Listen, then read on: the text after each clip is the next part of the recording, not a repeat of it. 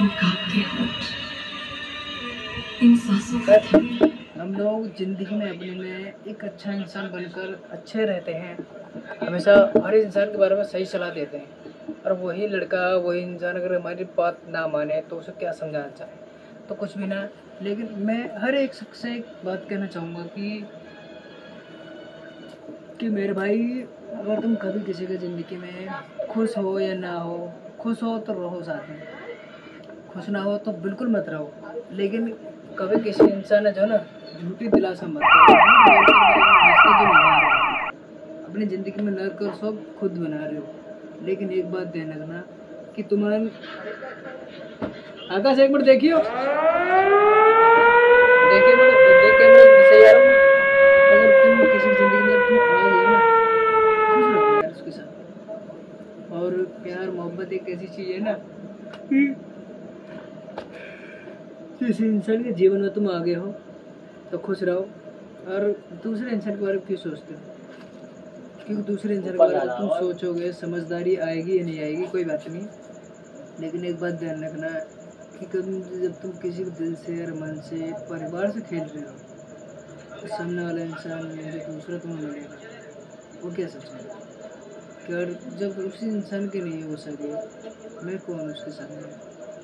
ये बात सोच समझ के दिमाग दौड़ाना। और आज के टाइम में 95% लोग ऐसे होते हैं दिल और दिमाग से खेलते हैं। कभी तुम अपने जो कर की जो कहानी होती है तुम दूसरे इंसान को समझा रहे हो, वो मगर ये ऐसा होना वो ऐसा होना, भाई वो तुम्हें अच्छी सलाह नहीं दे देगा। वो तुम्हें ऐसे ऐसे बात करेगा कि उससे तुम खुद दूरी बना लो। और दूरी बनाने वाला इंसान जो है ना, जो अच्छा इंसान होता है ना, उस इंसान को जब तक वो संभालता है, जब तक उसका विश्वास पूरा ना हो जाए, जब उसे लगता है ना कि विश्वास मेरा पूरा हो गया, खत्म हो गया, कि इस इंसान ने क्या समझाया और किसको क्या समझाया।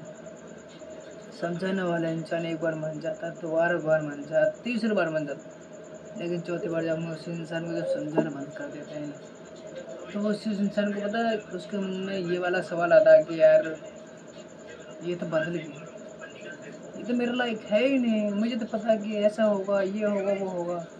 लेकिन एक बार ना, जो लड़की अपने घर परिवार के बाद अपने मैके में बता रही है तो याद रखना वो मैके वाले दूसरे की नहीं है, तुम्हारी ना होने मैके वाले मिला है। मैके वाले भी बोल रहे हैं कि तुमने तो कहा था कि तुम्हारे घर वाले ऐसे हैं, तुम्हारे ससुराल वाले ऐसे हैं, तुम्हारे देवर ऐसा है, तुम्हारा नंद ऐसी है, तुम जो बता रहे हो उसे तुम्हारे घर वाले तुम्हें बताएंगे नहीं।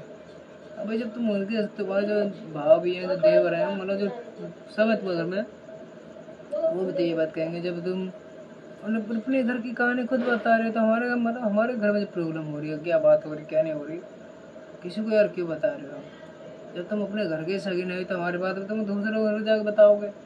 और अपनी ज़िंदगी में क्या नरक है क्या स्वर्ग है, लेकिन तुमने अपने घर खुद बिगाड़ा है।